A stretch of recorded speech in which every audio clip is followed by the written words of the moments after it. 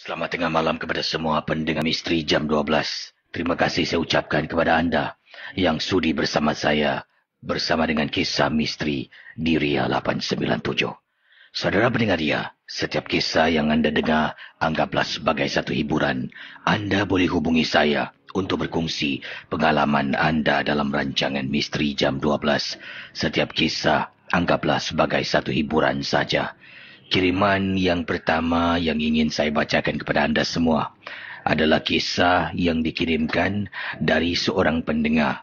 Dan percaya ataupun tidak, yang ini katanya beliau, kisah yang dialami ini adalah berkenaan dengan satu kejadian yang berlaku di dalam rumahnya. Kisah gangguan yang berlaku dalam rumah apabila suaminya telah pun mendapatkan bantuan rawatan secara tradisional.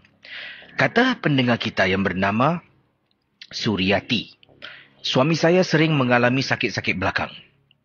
Pelbagai jamu obat yang telah pun dimakan oleh suami saya. Malah telah pun berjumpa dengan doktor, malah telah pun pergi urut. Tapi sakit yang dialami oleh suami saya masih tetap belum pulih, katanya Suryati. Sampaikan pada suatu hari, kami telah pun disarankan untuk berjumpa dengan seorang tukang urut. Jadi kata si Polani lah, bila suami saya mengatakan padanya yang dia dah pergi urut, tetap sama. Si Polani merupakan seorang rakan kerja suami, bukan rapat, tapi mereka kenal antara satu sama lain. Katanya, bro, ini bukan sebarang tukang urut. Dia urut bukan kosong bro, kata si Polan tersebut kepada suami saya.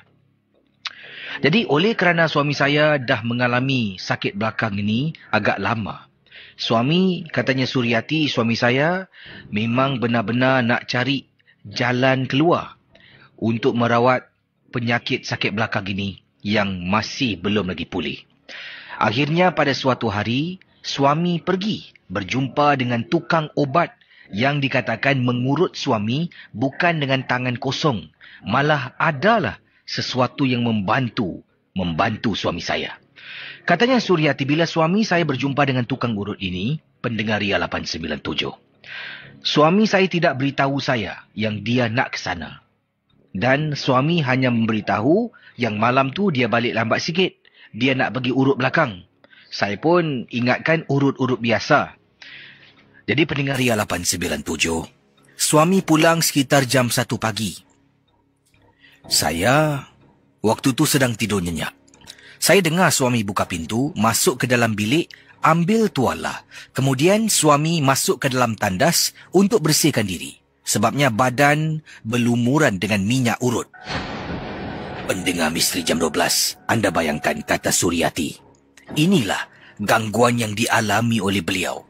Apabila suami masuk ke dalam tandas, saya nampak suami balik, nampak suami masuk tandas sambil tuala untuk mandi bersihkan diri. Jadi saya ni terpandang pula dekat ruang tamu. Di sofa di ruang tamu ada orang sedang duduk. Dan orang yang duduk ni merupakan seorang perempuan. Saya rasa pelik. Pukul 1 pagi, suami aku balik dengan perempuan. Nak marah, tak boleh. Mungkin ada sebab dan alasan. Saya tunggu suami keluar dari tandas. Setelah lebih kurang 15 minit suami dalam tandas, suami keluar. Sambil mengelap-ngelap badan dengan tualah. Dan suami keluar menuju ke arah saya sambil memandang. Tanyanya, "Mah, belum tidur lagi?" "Bang, sini." Suami datang menghampiri saya, berdiri di sebelah saya. Dan saya tanya soalan ini kepada suami. "Bang, tu siapa bang kat luar tu bang?"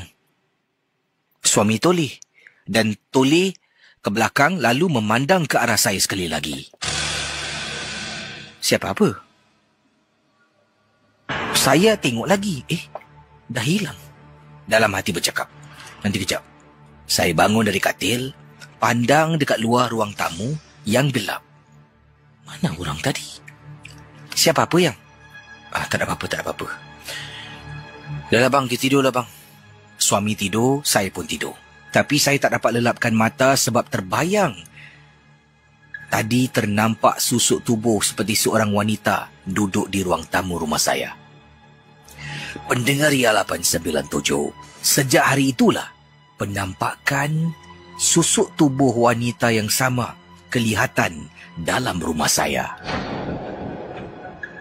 Yang paling menakutkan sangat-sangat apabila suami saya, sekali lagi, suami pergi berjumpa dengan tukang urut yang sama, tapi saya masih belum tahu. Suami berada tempat tukang urut. Saya tengah baring di atas katil, nak lelapkan mata. Suami beritahu. Katanya lepas balik tugas, dia nak pergi urut badan. Belakangnya masih sakit. Tengah saya baring, saya terperasan kisi. Ada susuk tubuh wanita sedang duduk dekat sofa di ruang tamu rumah saya. Bila saya perhatikan, benda tu duduk memandang ke depan, tidak bergerak-gerak. Rumah tu saya seorang saja yang tinggal. Suami pula belum balik. Jadi apa yang saya buat? Saya pejam mata, saya cuba baca ayat kursi dan istighfar, dan saya pusingkan badan, tak nak memandang ke hadapan dan tak nak pandang ruang tamu rumah saya. Bila suami pulang, suami mandi, bersihkan diri dan kemudian tidur. Pendengar Misteri Jam 12, perkara ini, penampakan ini berlaku sampaikan pada suatu hari bila saya sedang berbincang dengan suami kerana sakit belakangnya. Suami memberitahu saya, sakit belakang semakin berkurangan. Saya pun kata, wah bagus bang, mujarab juga abang pergi urut. Tapi ni yang bukan urut yang selalu abang pergi. Ini yang direkomend oleh kawan abang. Tukang urut ni bagus yang. Dia bukan urut-urut kosong. Dia pakai barang. Bila saya dengar, saya terperanjat kisi. Saya terus marah suami. Marah sangat dengan suami atas perbuatannya. Dan akhirnya memang benar. Urut-urut kosong. Ada benda yang ikut suami balik sampai ke dalam rumah. Dalam rumah kisi, tempat saya dengan suami tinggal, dah jadi sarang untuk dia beranak pinak. Saya dapatkan bantuan seorang pakar perubatan Islam yang datang dan mengatakan dalam rumah saya ada 3 ekor polong yang menjadi pendamping suami saya. Masya Allah kisi. Nak keluarkan bukan senang, makan masa yang lama, dan Alhamdulillah setelah lebih kurang nak dekat 2 bulan, barulah rumah saya bersih daripada gangguan makhluk polong. Terima kasih dan selamat tengah malam kisi. Itu kisah yang pertama dari Suryati, pendengar Misteri Jam 12. Dan kisah berikut ini adalah satu pengalaman yang dialami. Yang ini datangnya daripada pendengar. Kata di sini, apa khabar kisi? Pendengar Misteri Jam 12. Assalamualaikum warahmatullahi ta'ala wabarakatuh. Waalaikumsalam warahmatullahi ta'ala wabarakatuh. Nama saya Nurdin, bukan nama sebenar. Saya terpaksa menggunakan nama samaran. Dahulu, kata Nurdin tapi sebelum tu ini adalah kiriman dari seberang tambak. Nurdin kata, dahulu saya pernah berkhidmat sebagai pembantu seorang tukang ubat. Kalau tukang ubat ni namanya beralas lah yang violent tu tak nak sebut lah ya. Katanya saya pernah berkhidmat sebagai seorang pembantu tukang ubat di salah sebuah kampung di seberang tambak. Terpulang pada kisi dan juga pendengar rancangan Misteri Jam 12 untuk percaya pengalaman saya ini ataupun tidak. Banyak upacara, banyak perkara pernah saya lakukan membantu tukang ubat ini. Dan saya nak sentuh tentang satu perubatan khas yang dilakukan oleh tukang ubat ini. Prosesnya memang amat sangat menakutkan. Kalau seseorang itu mempunyai sejenis gangguan ini orang itu disihir lah. Disihir dengan pendamping yang datang. Ada satu upacara yang dipanggil tidur keranda, di mana si polan yang kena dirawat ini akan dibiarkan tidur di dalam keranda yang telah pun digunakan oleh, ya bayangkan keranda yang telah pun digunakan oleh 7 wanita yang mati ketika beranak. Jangan tanya saya bagaimana keranda itu boleh dimiliki oleh tukang ubat ini, tapi dikatakan inilah keranda bekas 7 wanita yang mati beranak. Keranda itu disimpan dalam bilik khas dan kebanyakan rawatan yang dilakukan oleh tukang ubat ini adalah membiarkan Si pesakit tidur di dalam keranda tersebut untuk 1 malam. Tapi sebelum seseorang itu tidur di keranda itu, ada syarat-syarat yang harus dipatuhi. Antaranya, tak boleh makan daging untuk 40 hari. Antaranya, tak boleh, katanya di sini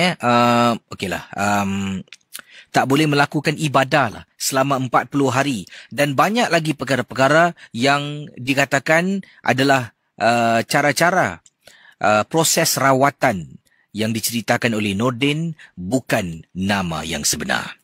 Jadi pendengar Ria 897, bagaimana agaknya? Sebenarnya apa yang berlaku? Dan kita akan kembali dengan kisah Nordin. 1 teknik rawatan tidur keranda yang diceritakan oleh Nordin akan kembali selepas ini. Hati-hati,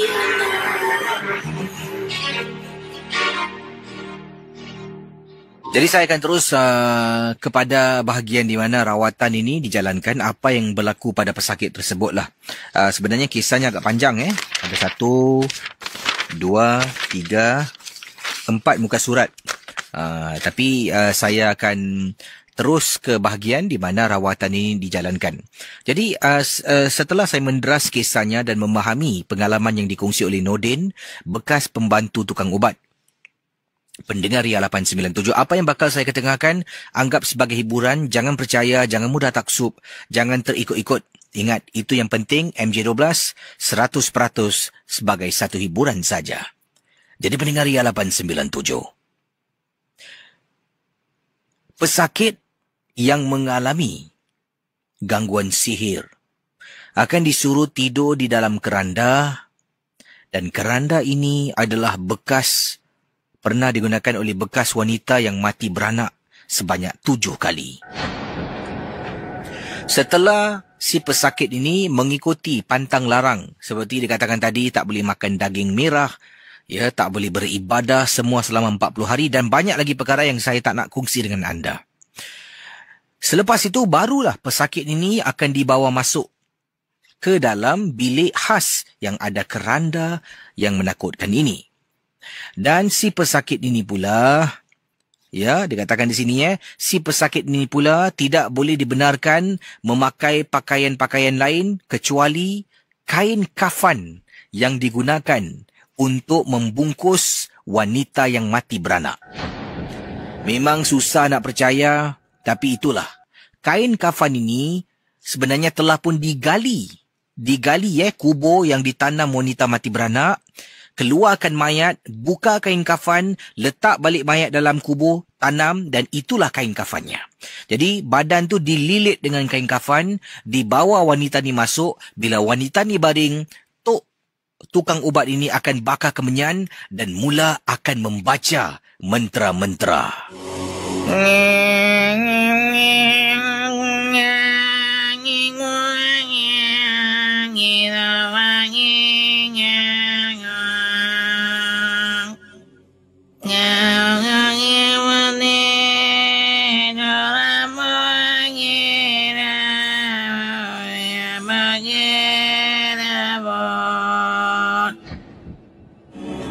Wahai perempuan mati beranak. Dan diteruskanlah dengan bacaan mantra tersebut, yang mana saya tak nak teruskan untuk membaca pada anda. Pendengar Ria 897, bila dibacakan mantra, orang yang sakit tu akan baring dalam keranda. Selepas itu, bilik tu akan dibiarkan gelap. Pintu bilik ditutup, tetapi tingkap bilik akan dibuka seluas-luasnya. Dekat tingkap bilik itu akan diletak barang seperti mainan kanak-kanak. Memanggil makhluk Pontianak datang. Jadi kalau seseorang yang mempunyai terkena perbuatan sihir di mana ada pendamping, kalau si Pontianak ni datang, pendamping ni akan rasa takut dan akan terus lari keluar kembali kepada tuannya. Itulah antara logik rawatan ini katanya. Katanya Encik Nordin bukan nama sebenar. Jadi Pontianak yang ketujuh ni akan datang, masuk ke dalam bilik yang diseru. Kalau pendamping ni nampak, dia akan terus lari. Tapi masalahnya Casey, kebanyakan kes dia datang, benda ni kalau datang ada tanda-tanda bunyi burung hantu dekat luar rumah. Bunyi burung hantu, bunyinya jauh sangat. Makanya benda tu dah dekat. Benda tu yang maksudkan adalah Pontianak. Jadi kalau tengah duduk dah habis rawatan tu kan, semua keluar duduk dekat ruang tamu. Nanti kadang-kala sedang duduk dan menunggu, dengar bunyi burung hantu pada waktu malam. Kalau dengar bunyi itu, dah sampailah dia. Dia akan masuk ke dalam bilik mengikut cerita yang dikabarkan di sini.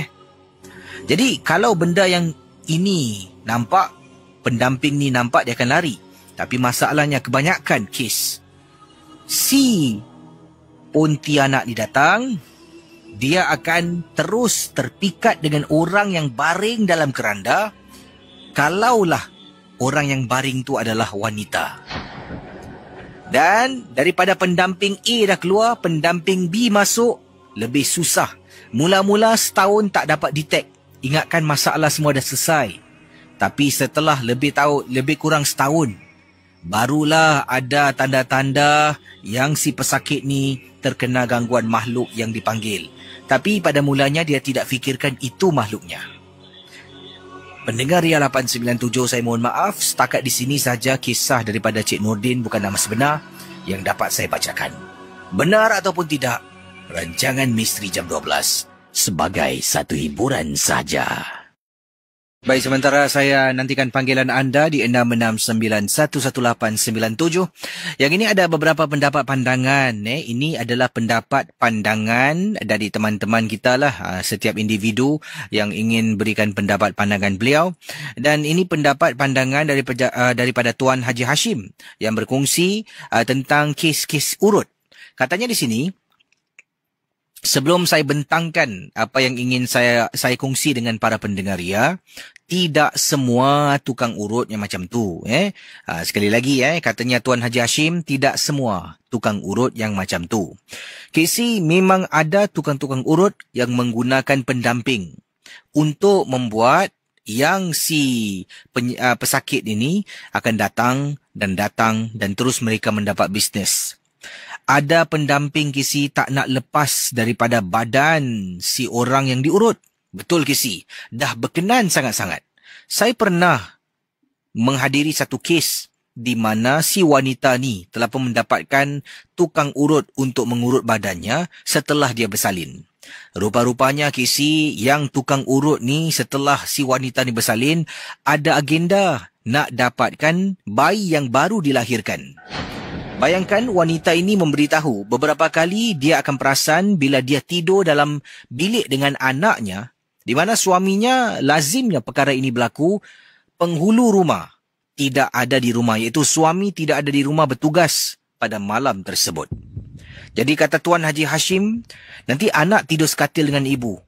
Ibu tengah tidur, tahu-tahu ibu terbangun kerana terdengar anak menangis. Bila dia lihat tangan anaknya, ada tumpuk-tumpuk blue black ataupun bengkak-bengkak. Pada mulanya ingatkan penyakit ataupun adalah sesuatu mungkin darahnya tak jalan dengan betul. Bawa jumpa doktor, doktor pun tak tahu bagaimana ini boleh berlaku. Dan doktor kata tengok macam mana. Dan akhirnya bila satu hari ini ditunjuk pada ibu mertua. Ibu mertua kata dalam rumah kau ada benda yang tak kena ni. Jadi saya lah diketemukan, datang saya tengok bayi ni, kesian Casey. Tangannya semua penuh dengan tumpuk-tumpuk blue black. Dipendekkan cerita, saya kata pada si perempuan ni lah, ibu pada budak ni, saya kata, awak kalau boleh bacalah ayat kursi dalam bilik sekali sebelum tidur dan solatlah dalam bilik tu. Nescaya akan datang malaikat-malaikat Allah melindungi kamu dan anak kamu. Jadi dia pun buat apa yang saya suruh. Ya, selalunya dia dengan suami ini ada satu bilik khas yang digunakan tempat ruang solat.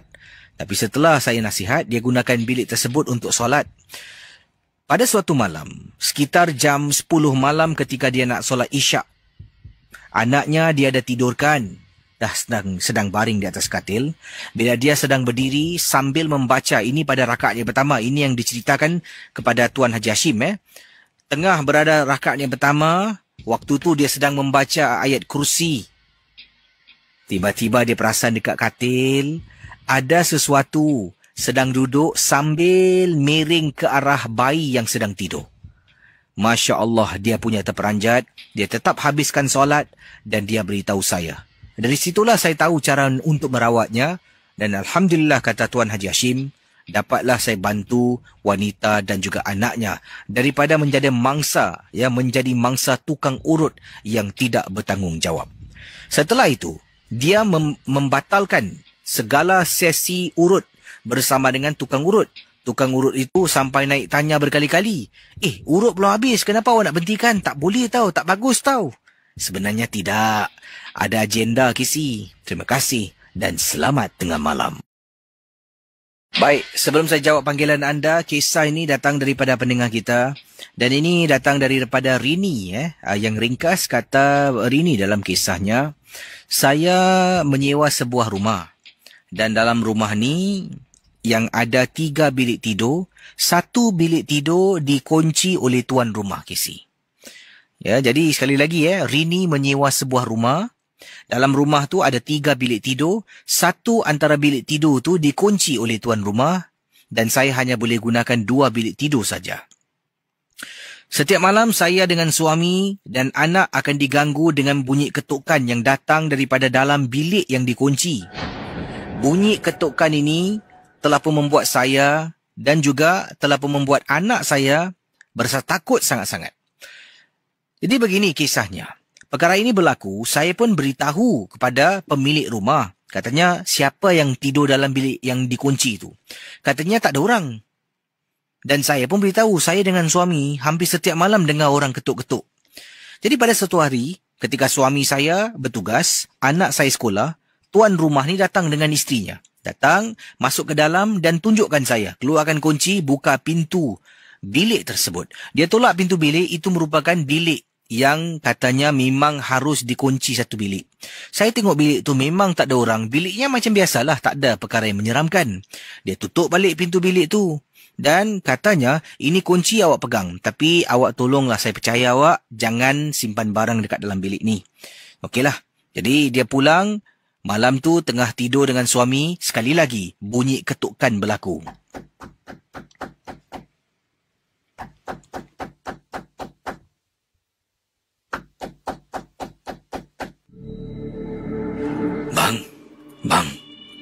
Bang. Suami bangun.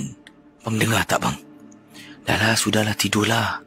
Bang, tadi Encik Zul dengan isteri dia datang. Dia ada kasih kunci bilik. Abang buka bilik tu, tengok boleh tak, bang? Saya khawatirlah, bang. Dah berapa hari ni asyik dengar bunyi ketuk je dalam bilik tu. Sudahlah. Sedang saya berbual dengan suami, bunyi ketukan tu makin kuat, makin kerap lakunya. Dan akhirnya pendengar ya, suami dengan saya bangun dari katil, suami ambil kunci menuju ke arah bilik tersebut. Belum suami nak masukkan kunci, baru angkat tangan ni nak masukkan kunci dalam lubang pintu untuk buka pintunya. Saya rasa meremang sangat-sangat dan tak sedap hati. Saya pegang tangan suami dan menahan dia. Kata saya pada suami, bang tak payahlah, tak payah. Suami serahkan balik kunci, kami masuk ke dalam bilik dan tidur sampai ke pagi. Pendengar Ria 897. Waktu tu saya tak tahulah sebenarnya apa yang buat gangguan dalam bilik tersebut. Hampir setiap malam saya, suami dengan anak akan dengar bunyi ketukan. Terima kasih dan selamat tengah malam. Waktu serang 1.19 minit pagi. Selamat pagi kepada semua pendengar Ria 897. Casey bersama dengan anda dan dalam rancangan Misteri Jam 12. Jadi kalau ada kisah boleh hubungi saya di 669-11897. Baik, saya akan buka talian 669-11897. Keadaan jerbu ni makin teruk nampaknya. Tidaklah seteruk mana pun, tetapi dalam lingkungan tahap kurang sihat udara di Singapura ni, dan PSI lebih kurang dalam 50 hingga 60 kadarnya lah, 50 hingga 60 kadar PSI, bacaan PSI, dan juga masih lagi dibelenggu dengan pelbagai spekulasi yang tidak ada kebenarannya, dan sebenarnya apa yang utama dan pertama adalah untuk mencari pesawat yang masih lagi hilang, belum lagi ditemui, dijumpai. Malah sekarang ini tumpuan kita adalah untuk berlawak jenaka dengan gambar-gambar bomo dari seberang tu yang cukup dikenali dengan publicity. Ada yang sampai buat video dan macam-macam dikongsi sama lah. Jadi saya rasa pasti kalau keluarga mangsa melihatlah gambar-gambar yang tersebar, itulah yang ada yang kata jangan ikut cara bomo ni, jangan ikut ni, kurafat ni, salah ni, tapi tetap juga dapatkan free publicity untuk sipolan. Jadi kita cakap tapi kita tak serupa yang kita buat. Ingatlah.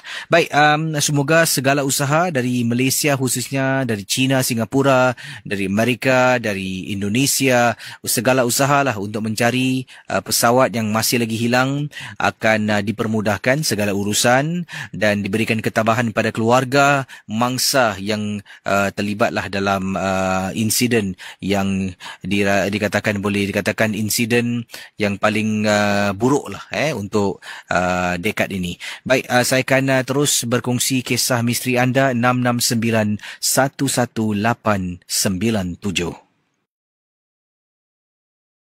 Kita jawab panggilan di hujung talian, silakan. Hello, selamat pagi. Selamat pagi. Hai, siapa tu? Saya Aisyah. Aisyah, panggilan dari mana Aisyah? Dah ada kisah. Nampaknya terputus. Silakan 669-11897 untuk berkongsi kisah dalam rancangan Misteri Jam 12 di Ria 897 FM. 669-11897. Hello, selamat pagi. Hello, selamat pagi, Casey. Hai, siapa tu? Nama saya Ashraf. Ashraf, ada kisah tentang apa Ashraf? Casey ada nombor Pak Didit. Apa dia? Nombor Pak Didit. Sebentar ya. Baik, 669-11897. Kalau boleh, yang ingin bercerita ke udara untuk hubungi saya lah. Sebabnya kalau off air, minta nombor, nanti ramai yang tertunggu-tunggu ya. 669-11897. Sementara saya nantikan panggilan anda, di sini ada kisah yang ingin saya bacakan dalam rancangan Misteri Jam 12 di Ria 897. Setiap kisah yang anda dengar, anggaplah sebagai satu hiburan. Tidak ada sesiapa yang boleh mengesahkan kebenarannya. Assalamualaikum Kisi dan juga pendengar Misteri Jam 12. Nama kakak Kak Rahimah. Kakak ingin berkongsi peristiwa yang menakutkan ini berlaku ketika dahululah kakak bertugas sebagai seorang jururawat di sebuah hospital sebut ni. Dan kisah daripada Kak Rahimah ni, beliau adalah seorang pendengar dari seberang. Jadi beliau pernah, sekarang dah tak lagi bertugas lah sebagai seorang jururawat. Sekarang beliau adalah seorang suri rumah sepenuh masa menjaga anak-anak. Tapi dahulu sebelum kakak berumah tangga, sehinggalah kakak baru berumah tangga, kakak bertugas sebagai seorang jururawat di sebuah hospital di Johor. Dan saya tak nak sebutkan nama hospitalnya. Benar ataupun tidak, rancangan ini sebagai hiburan sahaja. Casey di hospital, kakak menjaga ward pesakit-pesakit wanita. Macam-macam orang pernah kakak jumpa. Ada yang suka berbual, ada yang suka bersendirian, ada kadang-kala pada waktu malam nanti akan terpanggil-panggil nama anak-anaknya. Kesian, nak-nak mereka yang disifatkan sebagai warga emas. Mereka inilah ada kalanya anak-anak ni letakkan ibu bapa mereka di hospital dan tidak langsung datang untuk menjenguk, menziarahi ibu dan ayah mereka yang sakit. Nanti ada kadang-kadang waktu malam tengah tidur, ya, pesakit semua sedang tidur, adalah satu dua akan menangis, ada akan memanggil nama anak-anaknya, minta tolong, dan ada pula yang akan keluar 24 jam. Nanti bila malam, kakak bertugas, dia akan datang. Dia kata, Nurse, saya nak balik boleh tak? Anak saya dah tunggulah dekat bawah. Inilah kisah yang saya nak ceritakan tentang makcik ni. Makcik yang dikenali oleh mereka yang bertugas dekat hospital ... di Johor ni. Makcik ni hampir setiap malam, nanti bila kita tengah duduk, dia akan keluar, dia akan jalan dengan seluahnya yang terlondeh. Nanti dia akan menghampiri kita, dia cakap, Nurse, saya nak balik boleh tak? Anak-anak saya dah tunggu kat bawah ni. Tapi kesian Kesi, makcik ni sebenarnya diletakkan di hospital bukan oleh anak-anak beliau, tetapi makcik ni sebenarnya datang daripada rumah tumpangan orang-orang tua. Adalah penyakit, biasalah dah tua, dibawa ke hospital, duduk dekat hospital dah masuk 2 minggu lebih. Dan 2 minggu lebih itulah tak pernah putus waktu malam dia akan datang cakap nak jumpa anaknya. Sampaikan pada suatu hari Kesi, katanya Kak Rahimah, waktu tu kakak sedang bertugas shift malam. Dan selalunya kakak akan jumpa makcik ni secara peribadi sebab kes makcik ni agak berbeza daripada pesakit-pesakit yang lain. Nanti bila kakak datang, setelah kakak habis semua kerja-kerja, dah sekitar pukul 11, kadang-kadang 12 lebih tengah malam, kakak akan pergi katil nombor ... ni lah. Nanti kakak jalan, kadang-kadang kakak bawa sedikit buah tangan untuk berikan makcik ni makan. Nanti nampak, nanti kakak akan duduk tepi katil, kakak tanya khabar, ajak dia berbual, tenangkan fikirannya. Pendengar Misteri Jam 12, pada suatu malam, makcik yang kakak katakan ni lah. Kakak datang, dia pada malam tu agak lain sedikit. Lebih berdiam diri daripada berkata-kata. Kakak menghampiri makcik tu. Assalamualaikum, Cik. Cik. Assalamualaikum. Waalaikumsalam. Kenapa Cik hari ni? Diam aja. Cik tak sihat ke? Kemudian makcik tu diam lagi. Kakak tanya lagi. Cik, ni saya ada bawa Cik punya buah kegemaran ni. Saya taruh tepi Kau seoranglah baik dengan aku. Aku harapkan anak aku datang, orang lain pula yang datang. Jangan cakap macam tu, Cik. Saya datang ni pun sebab saya suka berbual dengan makcik. Bukan kau. Orang lain datang nak jemput aku ni. Anak aku yang aku tunggu-tunggu tak datang-datang pun. Orang lain datang? Tu dekat tingkap dah sampai pun. Nanti aku pergi. Anakku kalau datang, kau cakap jangan cari aku lagi tau. Pendengar Ria 897, bila mendengar makcik tu berkata demikian, saya rasa pada mulanya tak dapat tangkap dan rasa pelik. Apa yang makcik ni berbual ni? Saya pun kata pada makcik ni, Cik, makcik tunggu sekejap ya. Saya nak habiskan kerja. Nanti kalau makcik belum tidur, saya datang kita berbual. Saya pun buatlah kerja saya, Kesi. Buat kerja saya, pergi ke satu ward, ke ward yang lain untuk dapatkan tekanan darah, untuk periksa temperature, suhu badan pada pesakit-pesakit yang sedang tidur pada malam tersebut. Sejam kemudian Kesi dapat kecemasan. Salah seorang rakan jururawat saya memberitahu makcik dekat katil ... tidak bernafas dan tidak ada nadi. Dan mungkin dikatakan meninggal dunia. Kita memanggil doktor pada malam itu. Doktor datang dan periksa makcik di mana saya suka berbual dengan dia. Doktor mengesahkan telah pun meninggal dunia. Pendengar Misteri Jam 12, bila saya fikir balik, sejam yang lalu, saya berbual dengan makcik ni dan makcik kata, ada orang datang nak jemput. Lain orang yang aku harap datang, lain orang pula yang datang nak jemput aku. Mungkin rupa-rupanya makcik ni boleh melihat ajalnya dah sampai. Dan dia beritahu saya ni, beritahu anak dia jangan cari dia lagi sebab dia akan pergi untuk selamanya. Kesian Casey. Saya mohon maaf kalau saya nak menjelas sedikit. Selagi kita ada ibu dan bapa kita, jagalah mereka. Sebab kita dibesarkan dengan titik peluh mereka. Kalau kita tidak mengenang jasa ibu dan ayah, kita memang anak durhaka. Terima kasih dan selamat tengah malam, Casey. Itu dia kisah yang tadi anda dengar daripada Kak Rahima, seorang jururawat di salah sebuah hospital di Johor, berkongsi kisah yang kita boleh ambil iktibar. Satu pengajaran yang amat menarik. Kasihan sungguh seorang ibu setiap malam mengharapkan anak-anak datang untuk jemput dia, tetapi tidak seorang pun kembali ke hospital mencari. Malah ibu tersebut sebenarnya berasal dari sebuah rumah tumpangan. Baik, kita akan buka talian 6691187 dalam rancangan Misteri Jam 12. Dipersilakan. Hello, selamat pagi. Assalamualaikum. Waalaikumsalam. Siapa tu? Ya, siapa ni?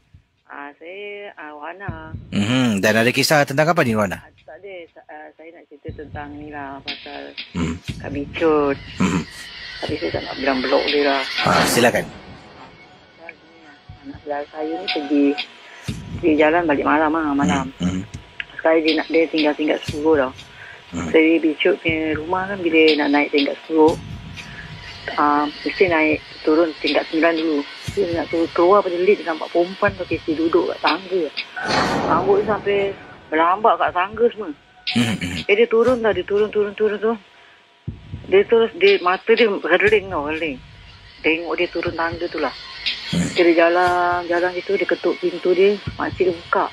Dia dah lari, makcik dia macam terperanjat lah tengok dia masukkan kabut kan.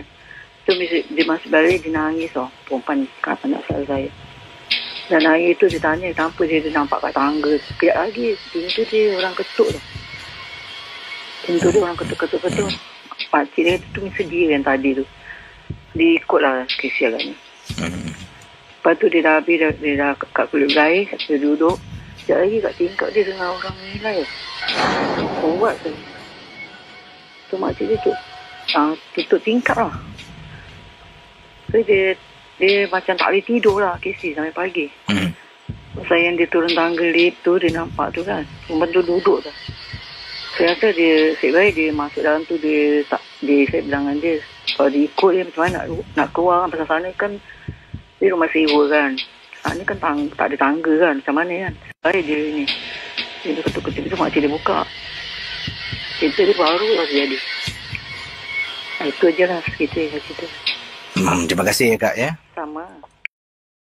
Baik, yang ini kiriman daripada pendengar kita bernama Nur Jahan. Kata beliau dalam kiriman yang dikirimkan kepada saya berbunyi begini. Ini kisah, tadi saya telah pun membaca kiriman email beliau. Katanya Nur Jahan, kisah saya ini adalah benar-benar berlaku pada diri saya, terpulang pada Casey dan juga pendengar Misteri Jam 12, nak percaya ataupun tidak.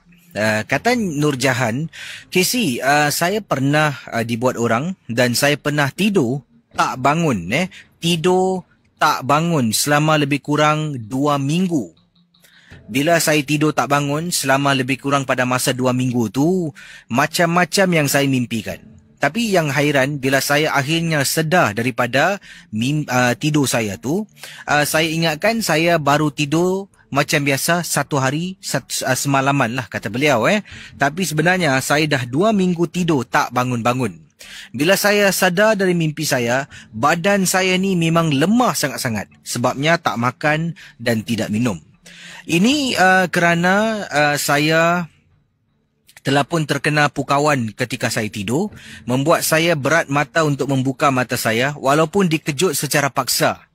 Ada kalanya saya rasakan macam ada orang kejut saya lah dalam keadaan saya tidur dan dalam keadaan saya bermimpi. Seperti ada orang memanggil-manggil saya. Tetapi saya cuma tak tahu bagaimana nak menyambut panggilan tersebut ataupun nak menjawab panggilan yang dikatakan oleh rakan kita.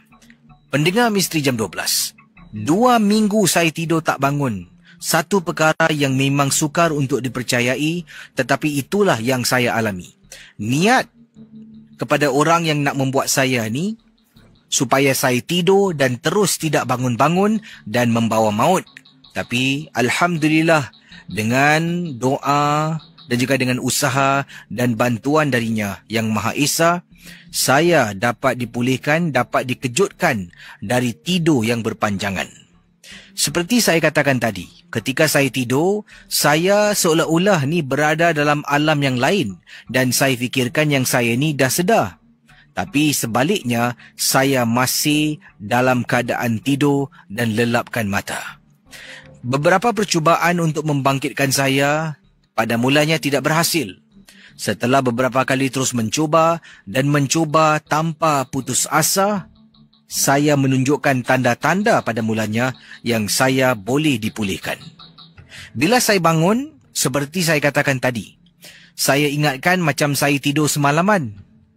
Tapi yang hairan, badan saya ni lemah sangat-sangat dan tidak bertenaga. Pendengar Ria 897. Ini adalah hasil perbuatan seseorang terhadap diri saya yang ingin membuat hidup saya porak-peranda. Terima kasih dan selamat tengah malam. Bagi kisah diketengahkan, dan sini ada komen yang diberikan oleh Obek Mardi. Wah, Obek kata, apa khabar KC dan juga pendengar Ria 897? Inilah antara sifat-sifat anak durhaka yang tidak sama sekali mengambil nikmat yang diberikan oleh Allah Subhanahu Wa Taala, katanya Obek Mardi. Nikmat yang diberikan oleh Allah kepada anak-anak ni adalah ibu yang masih lagi hidup. Selagi ibu masih hidup, ayah masih hidup, ayah, ibu bapa masih hidup, berjasalah kamu sebanyak mungkin yang kamu mampu. Sebabnya anak-anak yang sentiasa melakukan kebaikan, mendoakan ibu-ibu, akan digolongkan dalam anak-anak yang soleh dan solehah. Jadi ingat, tak guna pun kalau kita ada ibu dan ayah, tapi kita biarkan mereka begitu saja tanpa menjenguk. Kalau Obek nak cakap tentang biarkan begitu saja, bukanlah kita biarkan letak mereka di rumah tumpangan. Malah, kita punya ibu dan ayah, tapi ibu dan ayah duduk dekat rumah mereka, langsung kita tak jenguk. Itu pun sama juga kategori KC. Supaya berhati-hatilah. Ya. Dan yang ini nak disentuh, katanya Obek, saya tertarik dan terpanggil dengan kisah yang dikirimkan oleh pendengar tadi. Ini berkenaan dengan tidur yang tidak bangun-bangun. Memang benar ada sihir yang menyerupai sedemikian rupa, seperti mana yang dikongsi bersama tadi. Katanya Obek, yang si kena sihir ni, yang tidur tak bangun-bangun, dia ingatkan dia dah bangun. Sebabnya dalam tidurnya, mimpinya tu macam betul. Tapi hakikatnya, jasadnya masih belum lagi bangun dari linanya. Untuk pengetahuan KC dan juga pendengar Misteri Jam 12, terpulang nak dengar ataupun nak percaya apa yang Obek nak kongsi bersama, kata Obek Mardi, ataupun tidak. Sihir yang disebutkan di sini memisahkan roh dari jasad. Setiap hari bila seseorang itu tidur, roh dan jasadnya terpisah sementara. Betul KC? Roh dan jasad terpisah. Jadi bila kita tidur terpisah, maka kita akan mimpi berada di tempat ini, berada di tempat itu, macam-macam boleh berlaku. Bila roh dan jasad kembali pula, kita akan bangun dari tidur. Sebab itulah, kata Obek Mardi, tidur itu dipanggil mati sementara. Dan sebab itulah setiap kali bila kita bangun dari tidur, kita harus ucapkan Alhamdulillah, bersyukur. Sebab kita masih lagi hidup. Obek mengatakan, bila sihir itu dilaksanakan, jasad masih terbaring tidur. Ruhnya membuat jasad itu percaya yang dia dah bangun dari tidur. Benda ini pernah berlaku tapi bukan di Singapura. Ini pernah berlaku di Sumatera dahulu ketika Obek menuntut ilmu di sana. Casey yang tadi Casey bacakan baru 2 minggu. Yang Obek nak ceritakan ni berlaku dah 2 tahun.